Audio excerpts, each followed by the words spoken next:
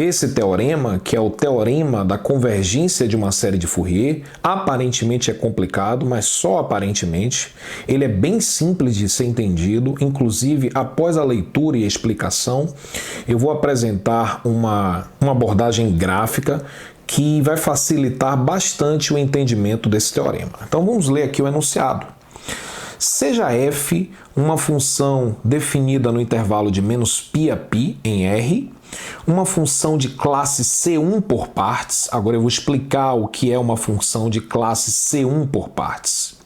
Significa que o intervalo que vai de -π a π, ele pode ser decomposto em um número finito de subintervalos, definidos por esses pontos x0, x1 até xn, onde x0 é o ponto inicial do intervalo, xn é o ponto final, que é π.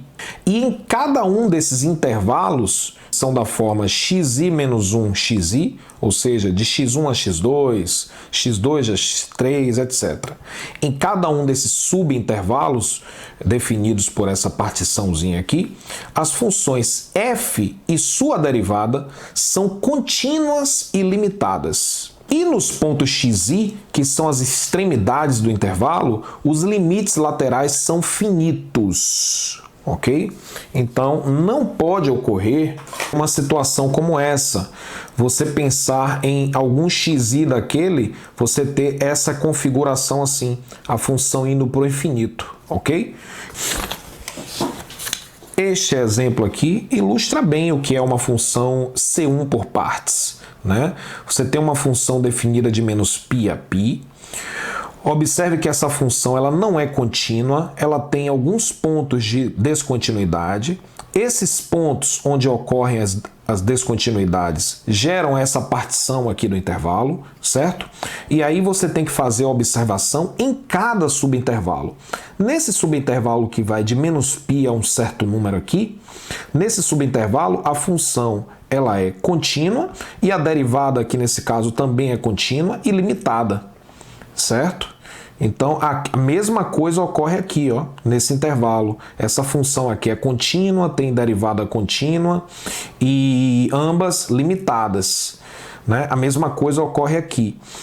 E, além disso, esses pontos que determinam essa partição, né, são pontos onde os limites laterais são finitos. Você não tem uma curva aqui escapando para o infinito. A coisa está bem controlada aqui. Os limites laterais, embora sejam diferentes, né, em cada um desses pontos, eles são finitos. Então aqui você tem um limite lateral, digamos, 2. O outro limite lateral, sei lá, -2. Então eles são limites laterais diferentes, mas são números reais, né? Você não tem uma configuração como essa daqui, em um daqueles limites laterais, a função escapando para o infinito. Vamos pensar agora na série de Fourier da função, que é S de x. Então, se a função f satisfizer essas coisas que eu acabei de falar, nós temos três consequências. Primeiro, a série de Fourier ela coincide com a função em cada subintervalo daquela partição. Além disso, a função S de x é uma função de domínio R, periódica e de período 2π. Então veja bem, a função dada ela tem um domínio aqui bem limitadinho, de -π a π. Mas quando você calcula a série de Fourier, você expande. Você consegue o que a gente chama de extensão periódica da função. Ok? Ou seja, a função ela vai coincidir mais ou menos naquele pedaço, ok? Mas ela vai ser expandida para toda a reta. Então, a função que dá a série de Fourier, ela é uma função de domínio R, periódica e de período 2π, que é exatamente o comprimento do intervalo onde a função está definida. Se vai de -π a π, você tem π de um lado, π do outro, somando vai ter comprimento 2π esse intervalo. Então, o comprimento desse intervalo vai dar exatamente o período da função que define a série de Fourier. E a outra coisa é que naqueles pontos de possíveis descontinuidades, o que é que acontece? Aqui é a função que foi dada. O que é que vai acontecer com a série de Fourier nesses pontos? A série de Fourier nesses pontos, o valor dela vai ser a média aritmética dos limites laterais. Então eu vou pegar esse limite lateral aqui, que é 0, vou pegar esse limite lateral, sei lá, 2, aí eu vou fazer 2 mais 0 dá 1. Então a série de Fourier vai valer exatamente 1, ok? Se for o caso. Então o que eu estou dizendo é que o valor da série de Fourier naqueles possíveis pontos de descontinuidade, ele vai ser dado pela média aritmética dos limites laterais. Então vai ser o limite lateral da função com x tendendo a xi pela direita, mais o limite lateral da função com x tendendo a xi pela esquerda, dividido por 2. Então o que eu vou fazer para que esse teorema fique bastante claro? Eu vou colocar uma função que satisfaz a todas as hipóteses desse teorema e em cima desse gráfico dessa função a gente vai construir o gráfico da série de Fourier correspondente. Bom, então tá aqui um exemplo gráfico, né, de uma função f cuja série de Fourier a gente vai determinar. Né? E a gente não vai fazer o cálculo da série de Fourier, a gente vai pensar como é que seria o gráfico da série de Fourier de acordo com o teorema. O que a série de Fourier representa é uma extensão periódica para essa função f. Observe que essa função f está definida no intervalo que vai de -π a π. Quando você calcula a série de Fourier, essa é uma nova função, é a função s de x, dada pela série de Fourier.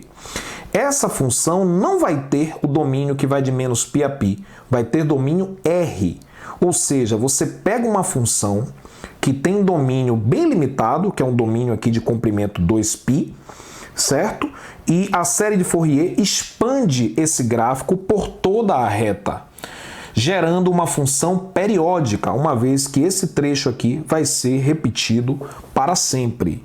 E aí o único cuidado que você tem que ter é nos pontos de descontinuidade, porque nesses pontos de descontinuidade, o valor da série de Fourier vai ser dado pela média aritmética dos limites laterais, ok? Então vamos fazer aqui o gráfico da série de Fourier. Então essa parte aqui vai ser repetida aqui. Então eu vou colocar aqui uma bolinha aberta. Aí aqui vai aparecer, aqui tal, você vai ter esse trecho, bolinha aberta aqui também. Bom, essa curva que está aqui, ela vai aparecer aqui, né? Repetindo, então bolinha aberta por enquanto, até aqui. Novamente, essa reta que está aqui vai ser repetida aqui, até aqui. E aí, esse trecho curvo vai aparecer aqui e aí prossegue, ok? Vou botar umas reticências aqui. Bom, aqui eu tenho π, aqui 2π, aqui 3π, aqui 4π. Observe que para o lado de cá também, né, você vai ter. E aí o que acontece? O gráfico da função estava aqui em preto. Como é que vai ficar o gráfico da série de Fourier? Vai ser essa parte aqui azul, essa parte aqui azul, tudo que está em azul. E agora vamos ver nos pontos de descontinuidade. Aqui a função está indo para um ponto de ordenada 3 e aqui esse limite lateral é 1. 3 mais 1, 4. 4 dividido por 2, aqui é o ponto correspondente da série de Fourier. Aqui, o valor aqui do limite lateral é 0. O valor do limite lateral aqui é 1. 0 mais 1 sobre 2 vai dar meio. Esse é o valor da função dada pela série de Fourier, certo? Então aqui, 3 mais 1, 4, 4 sobre 2, 2, ou seja, isso vai se repetindo para sempre. O que está em azul é o gráfico da série de Fourier, certo? Então, em azul, você tem a função s de x, que é a série de Fourier, é o gráfico da série de Fourier, e em preto a função original f de x. E aí você percebe que a série de Fourier sempre será uma extensão periódica da função dada.